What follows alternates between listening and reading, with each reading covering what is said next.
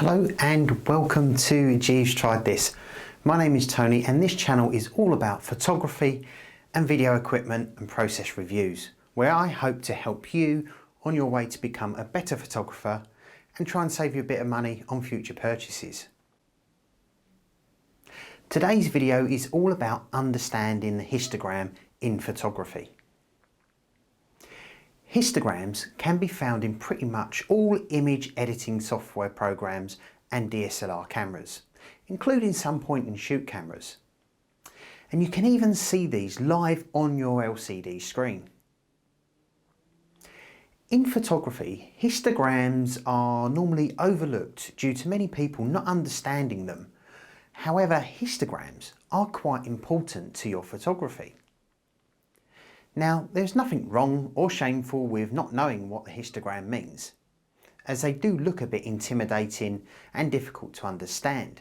But once you start to read them, they are quite easy and very useful tool to use.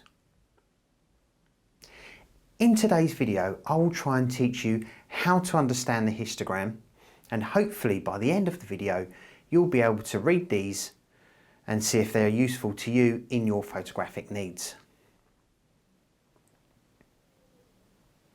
So let's get started with a general understanding of the histogram. A histogram is a graphical description of the tonal values of your image.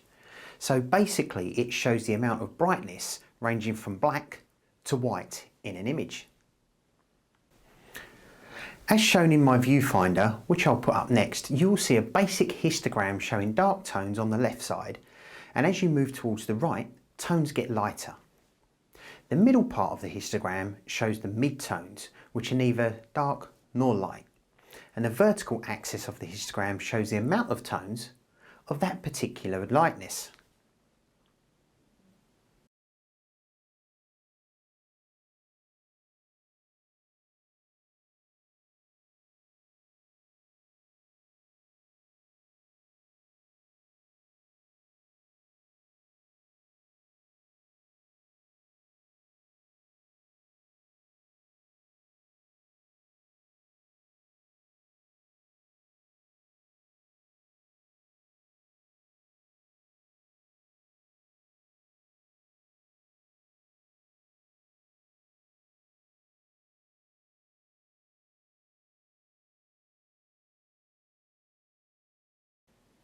Histograms are based on the exposure, but is also controlled by the tonal curve and other settings on your camera.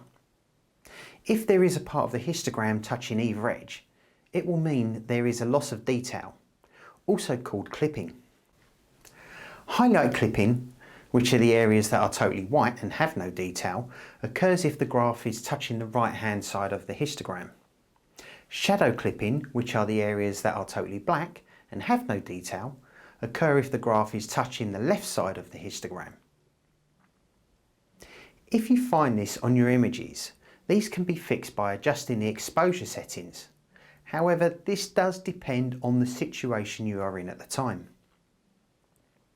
For example, if there's a bright light in your image, it will be completely white and you'll get highlight clipping. If you have a really dark space in your image, then you will get shadow clipping. These can be altered easily by changing the exposure using the exposure compensation dial on your camera. For highlight clipping, adjust it by dialing in a negative value, and for shadow clipping, dial in a positive value. And if you use manual mode, then you can also change this by adjusting your ISO, your aperture, or even your shutter speed. To learn more, check out my other videos and I'll put links below. So what does this all mean to you? Well, it doesn't make you more of a professional photographer by using the histogram. However, by learning how to read it, it can be a very useful tool. If you're working in a situation where the light won't change, you can set up your camera by reading the histogram to get the correct exposure. Your DSLR is packed with really useful information, and although you may not need this all the time, being able to know what to do with that information is the key to becoming a great photographer. Well, I hope this has helped you in understanding the histogram, and please check out my other videos, and if you like what I do, then please subscribe to my channel.